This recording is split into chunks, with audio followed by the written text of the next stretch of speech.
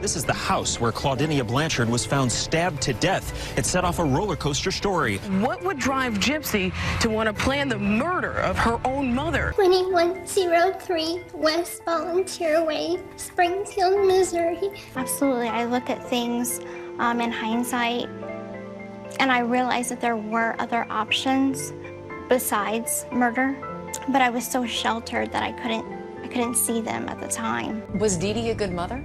I told Dee Dee she was the best mother. There's no way I can do what you're doing. You have a sick child, it's constantly 24/7 taking care of her and everything. I mean, I always praised her and told her, good job. Gypsy-Rose Blanchard brutally unalived her mom. And after the autopsy report and the toxicology report has dropped, we know a whole lot more. But there's a lot of people being left with more questions. Many people just can't understand why you didn't just get up and walk out of that wheelchair. You weren't sick. It's mental, it's emotional, it's physical. All these reasons combined together is what prevented me from just walking out of that situation. Imagine being Gypsy Rose right now. After years of public sympathy and the narrative of being a victim, everything is about to change. The recent release of Dee Dee's autopsy report is not just a medical document. It's a ticking time bomb. This report has unearthed disturbing details that could completely unravel the story Gypsy has been telling us. With every new piece of evidence, the questions are getting louder.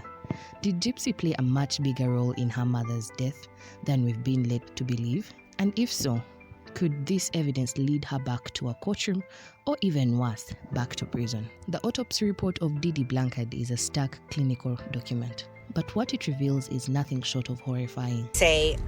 I thought that the autopsy would do one of two things. It would either completely confuse us, or it would prove exactly what I've been trying to tell everybody for quite a long time. And based on what I've seen in this, it looks like I was right.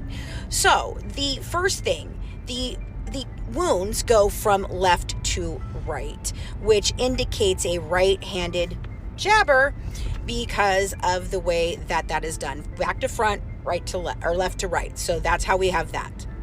Dee Dee's body was found with 17 stab wounds, each one more brutal than the last. The majority of these wounds were aimed at her chest, targeting vital organs with surgical precision, suggesting an attack driven by more than just a spur-of-the-moment decision. Dee Dee sustained 5 deep stab wounds to her right lung. According to the medical examiner, each of these wounds penetrated 7 inches, causing a catastrophic damage. The lung was essentially shredded, making it impossible for Dee Dee to breathe. The positioning and depth of these wounds suggest that the attacker knew exactly where to strike to cause the most harm.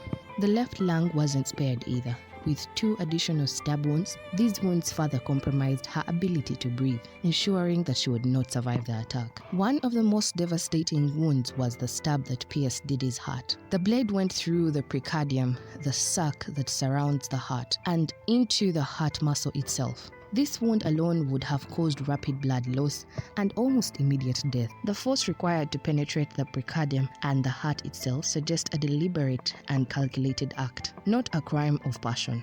2 additional stab wounds were found in Dee Dee's diaphragm, the muscle that separates the chest from the abdomen. These wounds would have caused severe internal bleeding and further impaired her ability to breathe. The diaphragm is not an easy target, which raises questions about the physical strength and determination of the attacker. Finally, Dee Dee sustained 2 stab wounds to the liver. The liver is one of the most vascular organs in the body, meaning that any injury to it results in a significant blood loss. These wounds would have added the already overwhelming hemorrhage, leading to a quick death from blood loss. One of the most sad findings from the autopsy is the complete absence of defensive wounds on Dee Dee's body. Normally, in a violent attack, you would expect to see cuts, bruises, or other injuries on the victim's hands or arms as they try to fend off their attacker. But in Dee Dee's case, there were none.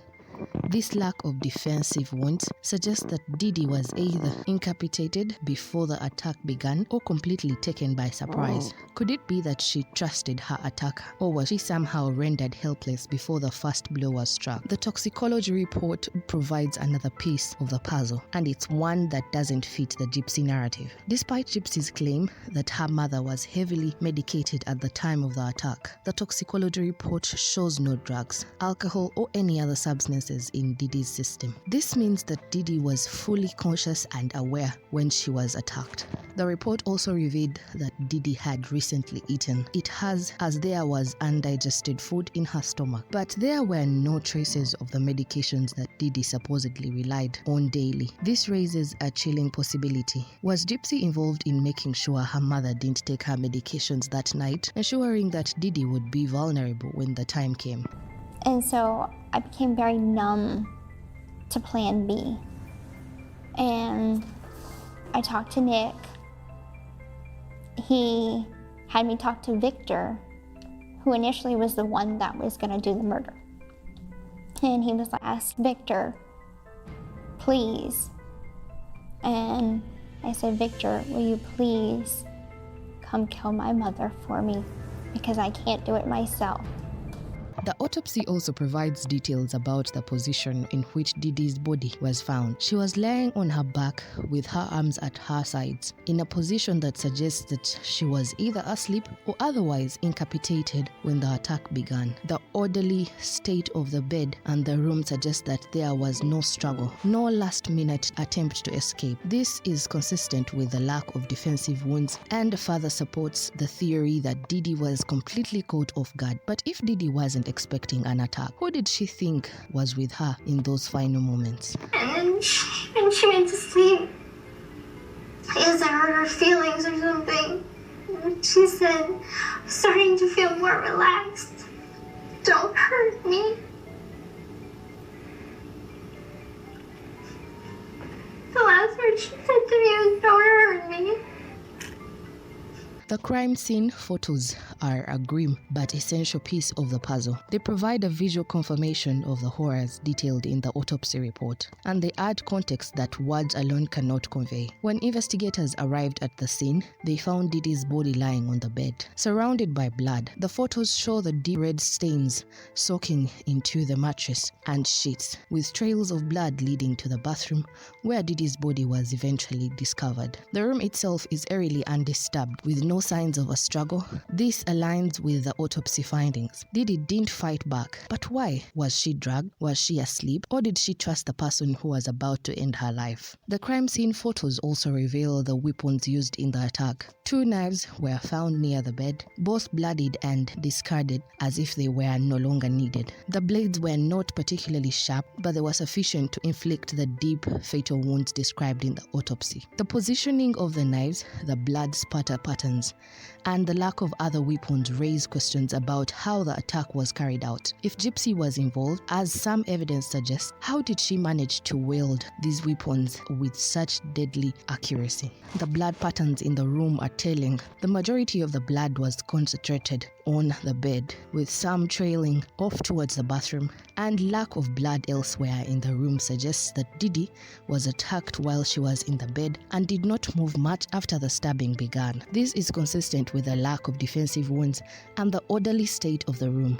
It also suggests that the attacker or attackers were efficient and methodological, wasting no time in carrying out the crime. Over the years, Gypsy's account of the events leading up to her mother's death has changed multiple times. She has claimed to be both a passive participant and unwilling accomplice, but the evidence now suggests that she may have been more involved than she's admitted.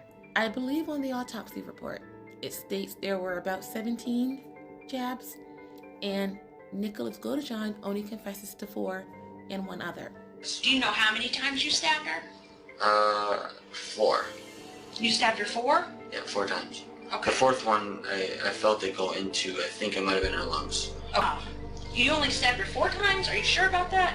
Well, as in stabbing, I stabbed her 4 times. Okay. But I did actually cut her one other time besides that. Okay, where'd you cut her On at? the back of her neck. What was she saying?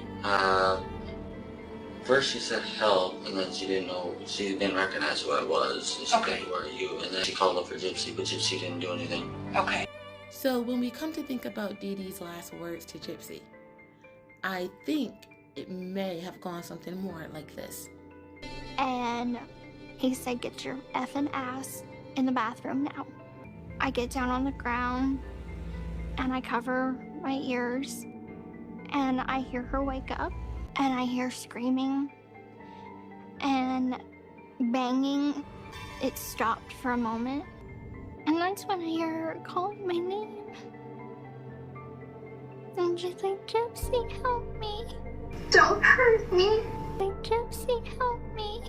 Don't hurt me." The last word she said to me was, "Don't hurt me." The combination of the autopsy findings, the crime scene evidence, and her shifting narrative paints a picture of someone who may have had a more effective role in the crime than previously thought. This new information could be the tipping point that reopens the case against Gypsy-Rose. One viewer bluntly states, "Gypsy took her mom's story and made it her own. And she got older. As she got older, she became the abuser." Another viewer questions the shifting narrative, speculating, maybe Gypsy talks about her having cancer, but maybe it was really her mom. And then, when she speaks of chemo, maybe her mom was doing the chemo, not her. This suggests that Gypsy's stories might have been manipulative from the start. Comment comes from someone reflecting on Dee Dee's suffering.